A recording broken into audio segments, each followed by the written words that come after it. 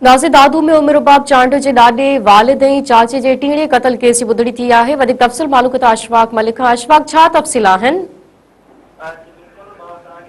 दादू में उमर रुबाब चांडो जे टिन घर भातियुनि जी जेका ॿुधणी हुई उहा अॼु दादू जे मॉडल क्रिमिनल ट्रायल कोर्ट में थी। जॾहिं त जेका उमर रुबाब चांडियो आहे उहा फ़िरियादी धुर उहा अॼु अदालत में पेश न थी आहे, जंहिंजे करे जेका ॿुधणी आहे उहा 26 सेप्टेम्बर ताईं मुलतवी कई वई आहे। ऐं जॾहिं त हुन केस में इल्ज़ाम हेठि आयल 2 MPA भाइर आहिनि, सरदार ऐं बुरहान खान चांडियो, ॿई जेको आहे अदालत में पेश थिया आहिनि। ऐं सरदार चांडियो मीडिया सां ॻाल्हाईंदे चयो आहे त हिन महिल केस में कुझु बि न आहे बचियो, छाकाणि त हिन महिल जेका फ़िरियादी धुर आहे उहा लिकण जी कोशिशि करे रही आहे।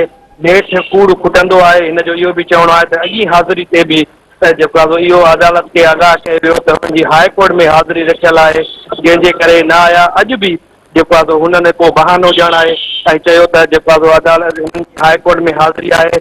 समूरी हाई कोर्ट जी जेकी कोर्टूं आहिनि उन्हनि जी काग़ज़ जेका लिस्ट अपलोड थींदी आहे उहे खणी असां हाई कोर्ट वटि दादू जे मॉडल क्रिमिनल ट्रायल कोर्ट में पेश कयूं थी त हिननि जो किथे बि सिंध हाई कोर्ट में केस न लॻल आहे ऐं हे ॼाणी वाणी अदालत नथा अचनि ऐं केस खे इंगाइणु चाहिनि था। हुनजो इहो बि चवणु हो त जेको आहे उन खां पोइ उन्हनि जे वकील सां असां राब्तो कयोसीं, उनजो इहो चवणो हो त हू ज़ाती मसरूफ़ियात जे करे अदालत न पहुतो आहे। हिन जो इहो चवणु आहे त हीउ केस जेको आहे हिन महिल ख़तमु थी चुको आहे।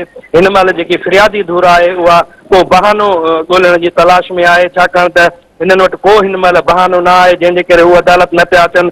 असां खेनि चऊं था त अदालत अचनि ऐं असांखे उमेद आहे त अदालत मां इंसाफ़ थींदो। जी अशफाक, तफ़सील ॾियण जे लाइ महिरबानी।